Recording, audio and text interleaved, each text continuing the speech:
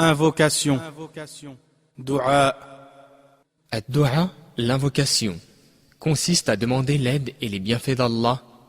L'invocation peut être soit une demande de bienfaits mondains, comme la richesse, le succès ou la santé, soit une demande concernant des bienfaits religieux, comme le pardon ou le séjour éternel au paradis.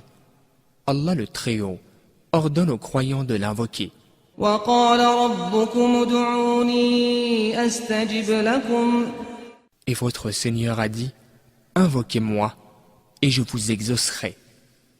Sourate le Grand Clément, verset 60. Il y a des moments propices où l'invocation est plus à même d'être exaucée par Allah le Très-Haut, comme le prophète, paix et bénédiction d'Allah sur lui, l'a dit. Ces moments sont entre autres le dernier tiers de la nuit, entre l'Aden et l'Iqama, à un moment déterminé le jour du vendredi, en prosternation, le jour de Arafat, en se levant la nuit, durant la nuit du destin, Laylat al-Qadr, au moment où il pleut, etc. Allah répond aussi à l'invocation de celui qui est victime d'une injustice, du voyageur, du père ou de la mère, pour ou contre son enfant, du jeûneur au moment de la rupture du jeûne, etc.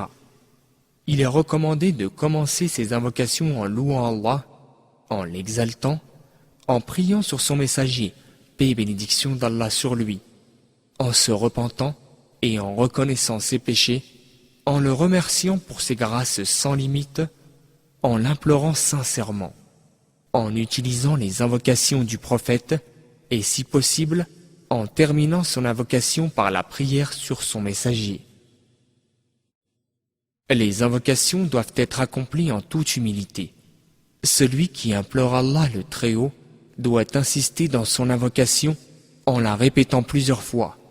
Il invoque Allah par ses noms et attributs. Il le supplie en mentionnant les actes vertueux qu'il a accomplis, face à la Qibla, levant ses mains dans son invocation et étant en état de pureté. Il ne doit pas dépasser les limites lorsqu'il invoque Allah comme de lui demander d'être un prophète ou de vivre éternellement. Il doit patienter et ne pas attendre une réponse immédiate de la part d'Allah, bien que cela puisse se produire. Il doit être patient et continuer de l'implorer jusqu'à ce qu'il soit exaucé. Abu Huraira, qu'Allah l'agrée, rapporte que le prophète, paix et bénédiction d'Allah sur lui, a dit: l'invocation du serviteur est exaucée par Allah tant que celui-ci ne montre pas de signe d'impatience en disant « J'ai invoqué Allah, mais ma requête n'a pas été exaucée ». Hadith rapporté par Al-Bukhari et Muslim. Le serviteur doit comprendre que seul Allah peut répondre à son invocation et qu'il est le seul qui peut lui procurer un bien. Il doit aussi l'invoquer seul, sans aucun associé.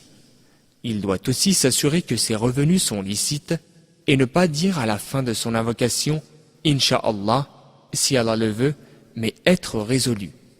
Le prophète, paix et bénédiction d'Allah sur lui, a affirmé que lorsqu'une personne invoque son Seigneur, l'une de ces trois situations doit nécessairement se produire. Premièrement, soit Allah l'exaucera. Deuxièmement, soit il lui évitera un mal équivalent. Troisièmement, soit il lui réservera sa récompense pour le jour du jugement.